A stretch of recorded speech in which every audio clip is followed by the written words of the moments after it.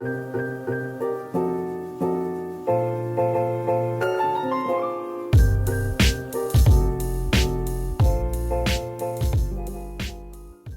guys, what's up? How are you doing? I hope you are fantaberifical. I just have to show you that I am still wearing these nails. Some of the diamonds are falling off, the thumbs are cracked, that's some hair dye, you know, boo. What can you do? We're just gonna work through it. Pretend you don't see them. And here we are making our journal. This is part one. I am so excited. I couldn't wait to start this journal, and I have started. As I've mentioned in previous videos, I wanted to make a journal from the digital kits that I have in my Etsy shop. There's 2 kits that I have, link in the description. I'm using both of them in this journal. These are all the sheets that I've already printed out on regular paper, on tracing paper. You know I had to throw some tracing paper in there, duh. And yeah, so they all go together. I'm gonna put that aside because this video we're gonna do the cover.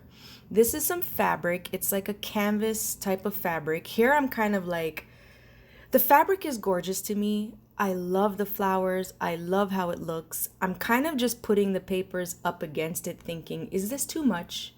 Is this a little too much going on? Because the kit has a lot going on. It's very bright and bold and colorful. And at first I thought maybe I shouldn't use this fabric as the cover, but then I figured, you know what? We are doing it because we like bold, we like bright, we like beautiful. Let's go for it. That fabric actually was from the dollar store. It was like $3 for the entire roll. I've never used it before. So happy to use it now. Here I have some chipboard. Initially I was gonna make a soft cover with like pattern paper and maybe put like one signature in it, but I wanted to go all out. This is my first ever real-time video series on my channel. Are you excited? I'm excited. I'm gonna do it in parts, obviously, because I'm not about to do a 5-hour video. This one I think is already like over half an hour, but it's okay. I wanted to do it real time because I really did want to show how I do it from start to finish. Not like I'm a bookmaking professional. I've made some journals in the past. I've put them all actually in a playlist, and it's going to be up in the iCard, and then I'm going to link it below as well if you want to go back and see the very few journals I've made. But I wanted to just do this series. I've been loving journals again lately. I go through phases. I feel like sometimes I'm all over the place, but that's okay. Art, and we love it all, right? Right? Exactly. So I'm cutting the chipboard. I can't tell you, unfortunately, what the weight of this chipboard is. I bought it as a huge sheet from a local art store a really long time ago, and I just can't remember. But it's very sturdy. Like if you can knock on it, that kind of sturdy. Is that a good explanation? You can knock on it. But it's sturdy. It can bend, but it's pretty sturdy. So I'm gonna use this. I'm measuring the spine to 1.5 inches. As far as the cover and the back, I kind of just eyeballed it. I took one of the sheets of tea stained paper, folded in half. It's just an 8.5 by 11 sheet folded in half. Mind you, it's cut a little bit because when I printed out the kit, there was a little white border around it. Because for some reason, if I print borderless, the colors don't print the same. If anyone knows why that might happen, comment down below and help me out. I have no idea why. I've tried everything in the book, but no matter what I do, if I try to print something borderless, it prints borderless, but it also prints in a different color. So I print it with the border and I just slice it off. So it's slightly smaller than an 8.5 by 11 folded in half. I'll put the exact measurements in the description below. But I eyeballed the cover and the back just by kind of putting it up against the sheets to see, okay, I'll need this little bit around the edges, whatever. But the spine, I did want a specific size, obviously. I think I'm gonna do 2 signatures. I'm not even fully sure yet, but I think it's going to be 2, an inch and a half for the spine. I think will be a little too tight if I do 3 signatures. So I might break it down to 2 signatures. We'll see how that goes. I'm not going to do the signatures in this video. This video is purely just doing the cover. But yeah, I think this might be, no, this isn't the first fabric cover I've done. I did another one, but didn't finish that journal, but will be, or so I say. You know me. So yeah, I've got the covers there cut. I'm just putting it up against the spine now just to make sure everything's looking okay, because you definitely want to make sure the spine and the front and the back are the same height, because if they're not, the book's going to be all wonky and it's not going to be straight when you put it together. So I'm doing that, and yeah, those are cut. What am I going to do now? I think I'm going to actually measure it now with the fabric so that I could cut the fabric out. Excuse me. Yeah, this is a pretty fabric, isn't it? It's so cute. So cute. It's looking, as I'm watching it now, it's looking a little red in the video, but the flowers are actually like a really nice bright pink.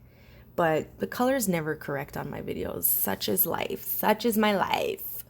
But I'm going to measure it up here, just kind of eyeballing. The edges don't need to be perfect as far as the fabric goes, because at the end of the day, it's going to get folded in and covered with inside papers. You just want to make sure you leave at least an inch, 3/4 of an inch, enough to fold in and have it glued down nicely. As far as the spine, you want to just put the spine. I'm talking as if this is a tutorial, guys. I'm still barely learning this stuff myself. And I'm sure a lot of you have watched a ton of journal making videos just like I have. I binge them. There's so many amazing journal making ladies on YouTube. Like, oh gosh, I'm drawing a blank. Jibid Neary, Wendy's Journal Adventures, Gail, I forgot her last name, but she's awesome. Nick the Booksmith. There's so many. I'm going to link a few of them below. They're amazing journal makers and bookmakers, but I've been watching them forever and learning through them. But yeah, the spine, as you obviously may know if you're into journal making, you just kind of space out using the width of the actual chipboard or whatever you're using. I used 2 widths, so I put 2 pieces of chipboard together and did it that way, just because I didn't want it to be too close. So yeah, you'll see me measuring, like holding the pieces of chipboard in there just to make sure that I have it spaced out right once I cut this fabric. But I think this is my favorite part of making journals, is the cover. I don't know why, I just feel like once it's together, it's exciting. It's exciting to see that hardcover all done and nice, and the corners look nice and everything's good to go. I mean, the sewing in of the signatures is the part that stresses me. It stresses me. It's not the easiest. Oh, I'm using this Aleene's Quick Dry Tacky Glue. I don't have Fabri-Tac or Fabri-Fix, I think is another one. Most of the ladies I watch that make journals use those. I'm assuming that because it's a fabric glue, it's flexible, which is maybe the best thing to use when making a journal, especially if you're doing like a soft cover journal and you want it to be flexible with the glue. Like this kind of glue is going to dry hard and it's not going to be flexible, but I figured it's a hardcover, it should be okay. It's the first time I've ever tried this glue. I'll tell you one thing, this glue is super thick and super tacky. It worked out really good. I actually really like this glue. It's a great glue. It does dry pretty fast as well, but you'll see here as I'm trying to paint it, like smooth it out, it's hard. Like I'm putting pressure to get this spread because it's super thick. Like I said, it's not like gel medium where you can just smooth it out. You have to put some muscle in there. I think I went just now and put some water on the brush to see if it can help. It did help a bit, but I'm also trying to move a little fast-ish because it feels like it's already starting to dry, but this is really good glue. I might repurchase for sure. It worked out. I bought this instead of the Fabrifix because, or Fabri-Tac, whatever, because that stuff is expensive here in Canada. Like one bottle, I think the last time I looked at it was like $16 or something. This tacky glue I got on Amazon for, I don't know, like 5 something probably. I'm on a budget, okay? This will do. And it did. It did work out really, really good, actually. Really good. So I'm putting it on here. Again, just eyeballing it. I didn't measure out the fabric, by inches or anything like that. Just eyeball it. Make sure you have enough to fold over. That's really all that matters. And the reason, if any of you are wondering, if you're not someone that watches a lot of journal videos, the reason I took the brush and spread the glue out instead of just squirting the glue on and then putting it on is because I feel like you'll see the glue. I assume so, that if you just squirt it on, leave it in a bunch of lines, and then try to put it on the fabric, I feel like you'll see those lines of glue through. I don't know, but I felt more comfortable smoothing it out.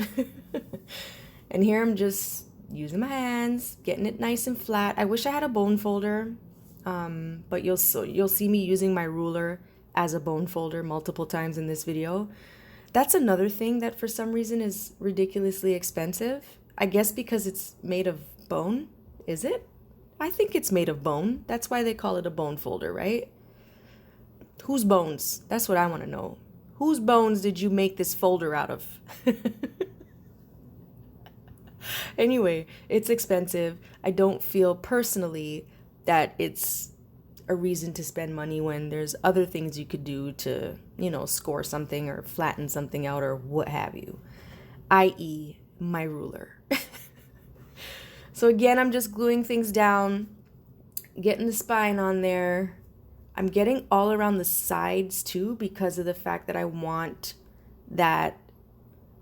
You'll see after. You'll see what I mean. I can't explain. And I'm doing a voiceover instead of talking live because me and talking and working at the same time, almost impossible. I just can't do it, guys. I'm so sorry. I just can't do it. See how I held the 2 pieces of chipboard there just to get the spacing right? That's what you gotta do. I felt like just one chipboard, although it is the width I'm working with the back cover and stuff, I felt like it was too close, and I don't want to fold it and have it just not fold properly, you know what I mean? See, here I'm using my ruler to get that little crease in there that you want to get. I'm noticing as I'm pushing down, it's like the other side is popping up, which is telling me that it's a little too tight. So I'm just going to kind of peel it back. Look, and I'm having to struggle to peel it back. That's how quick this glue is starting to dry and how tacky it is. It's really good. Let me know down below if you guys use this glue and if it's good. I hope that going forward, I hope that the book doesn't fall apart in the end. But it seems like pretty good glue. Pretty good. But yeah, just getting those creases in there because I don't want anything to bubble up in the end.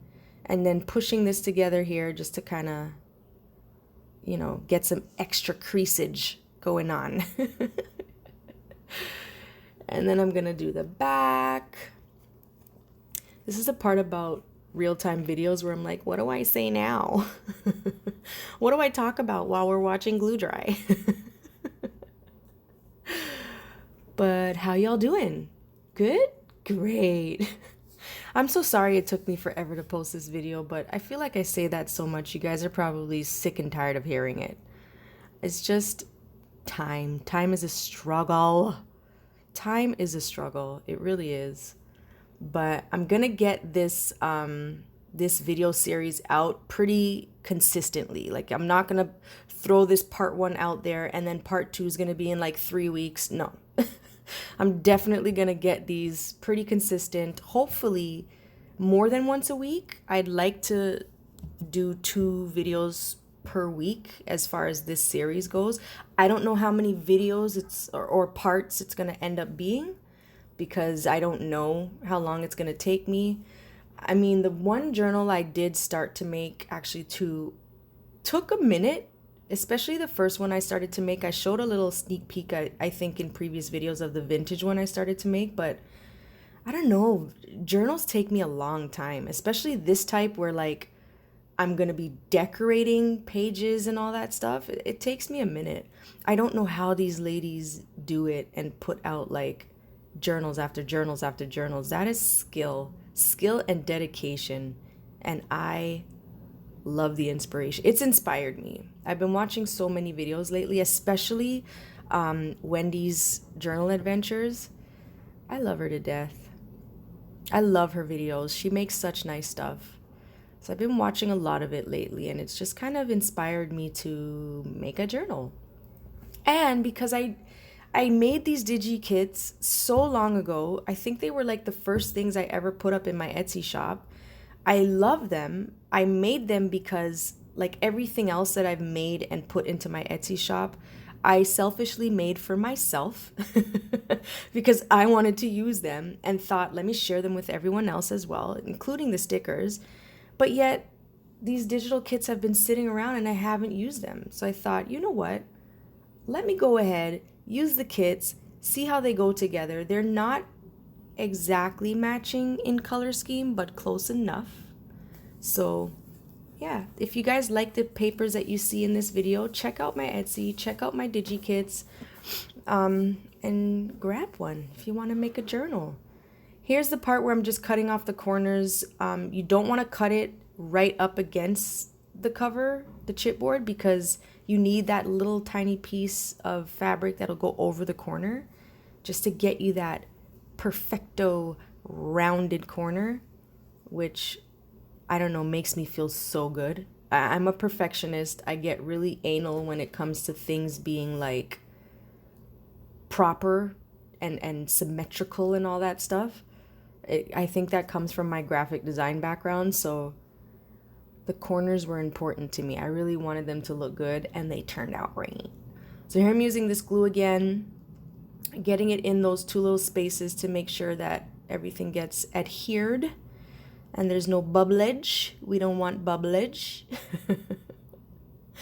Using the brush again just to kind of smooth it out, because like I said, I really feel like if I don't smooth it out, it's going to be lumpy.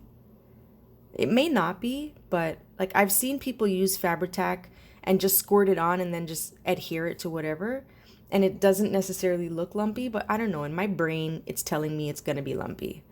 This I learned from, I think, Wendy, is when you're doing this fold over part, use the table and then it's going to definitely be straight. And it was perfect.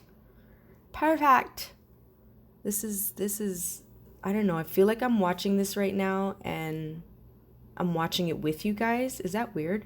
Is that weird that I feel like I'm sitting here watching the video with you guys, although none of you guys can see it yet because it's still in the editing process as I sit here doing my voiceover? We're watching it together, okay? I am there with you. Wherever you are in the world, I am in your home. Okay, that sounds a little stalkerish. I'm not in your house. I'm in there in spirit, and we are watching and making together. I hope you guys are making with me. I hope you guys are making with me. Are you? Anywho, next side, there was one little corner that was not glued, so I went and just threw some glue in there. But yeah, this is just a fun process. How many of you have tried to make journals? Comment down below. Let me know if they turned out good, if they didn't. I remember there was one book I made. It's going to be in that same playlist if you guys watch it. There was a journal that I made that was made out of pattern papers, and I had glued the pages together. I forgot the style of but what would you call it? The style of the spine or of the signatures. You know, there's names. There's names for like staircase, or I don't know. But it was some, you'll see it if you go and check out the video. It was a small book. It had I think it had a brown paper cover, and I used a bunch of vintage, I think Tim Holtz pattern papers. But I used glue, and I also used double-sided sticky tape to adhere everything. And I've had that book for a few years now, and it has literally fallen apart.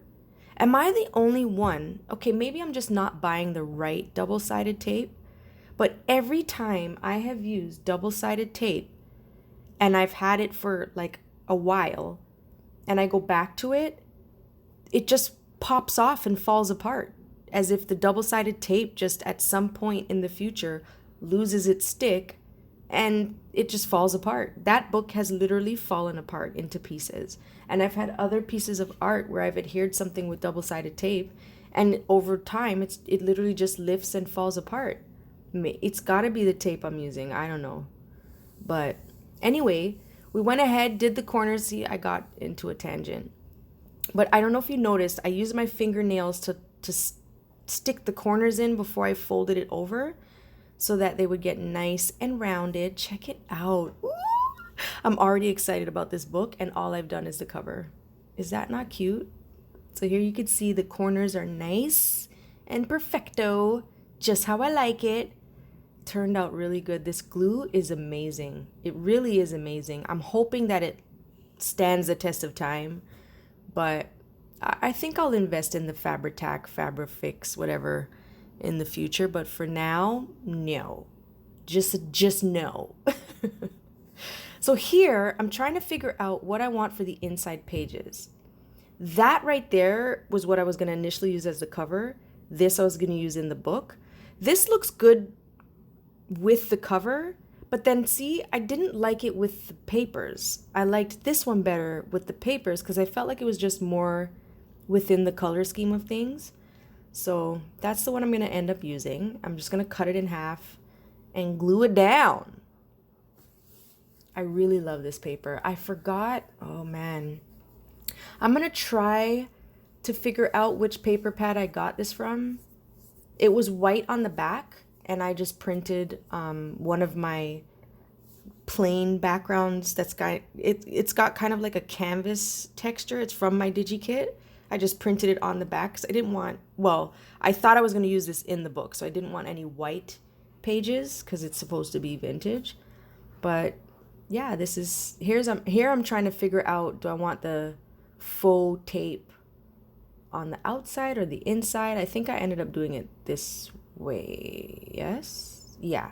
I'm going to end up doing it this way and glue that down. I don't know, watching it now, I'm still feeling like maybe this pattern paper doesn't really go that well with the cover, but maybe it does. Let me know. What do you think? What do you think, guys? I really like it.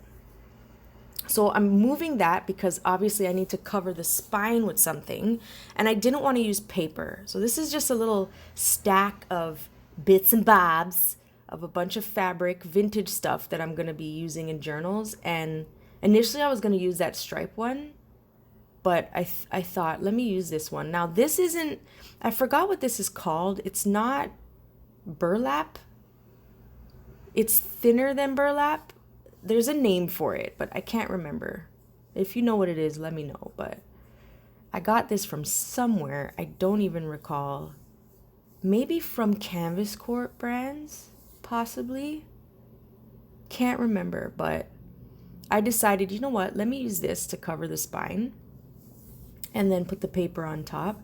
And here again, I am eyeballing. I'm not measuring. Ain't nobody got time for that. I'm just kind of cutting a piece that looks like it would be a good fit. I just made sure that the top and the bottom were straight enough. I wanted a teeny bit of that fabric to stick out of the top and bottom, a really teeny bit. So that's kind of what I'm doing here. And that looks good enough.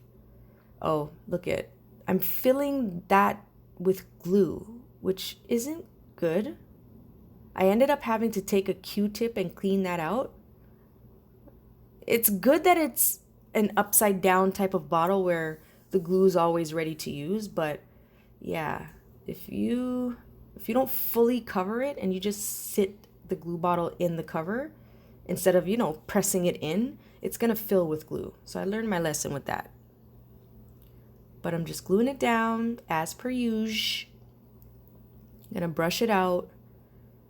I was worried at first that using this glue with that fabric, that burlappy type of fabric, it was gonna seep right through and show. Because I feel like I've used this fabric on a previous journal and the glue did show through and dried, and you could see where the spots of glue were. But I feel like maybe that was a time when I didn't brush it smooth like I am now. And it did turn out where it didn't show through. So it worked out. But yeah. Okay, here's the part where I don't know what else to say. La la la. Glue drying, fun times.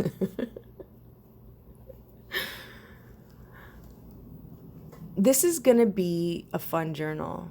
I'm gonna do a lot with this journal. Well, not a lot, because actually I want to put this journal in my shop. I would love to get this to someone who will have the chance to play around in it. I think that's so cool. Like I said, I think I said before that one of my favorite things about selling art, or even if it's a giveaway or whatever, is the fact that someone else from somewhere around the world ends up with something that I had in my home and now they have it in their home. I just think it's the coolest thing in the world. I used to love pen pals when I was younger for the same kind of reason. Like, I can send something to someone else in the world and I've never even met this person. It's just cool. There's been a few times where some people that have purchased something from my shop or, won something from a past giveaway posted it online, and it's just the craziest thing to see something that I just had my hands on ended up in someone else's home on their wall or in a frame on a desk. It's just so cool to me. I don't know. I love it. So I really want to get this book out there, and it would be so cool to see, what someone does with it. Whether it's journaling, writing journaling, or doing fun things on the pages, doing some, art journaling, whatever. So I do want to leave some space in this book where there are some empty pages so you could do what you like. I'm also going to be putting, pieces of ephemera that aren't necessarily attached so that you can, pull them out of pockets or envelopes or whatever and use them however you like to decorate some of the pages. So a lot of ideas that I already have for the different pages. And of course, ideas that were inspired from all the lovely ladies that I've been watching. They have, oh gosh, so many different ephemera styles and pockets and tucks and tags and tabs. And the options are literally endless when it comes to making journals or vintage journals. Endless options. That's why I like it so much. Here I pulled out my distress ink, which I haven't used in so long, but I thought, I'm making a vintage journal, duh. You gotta distress the edges. You gotta ink them up, right?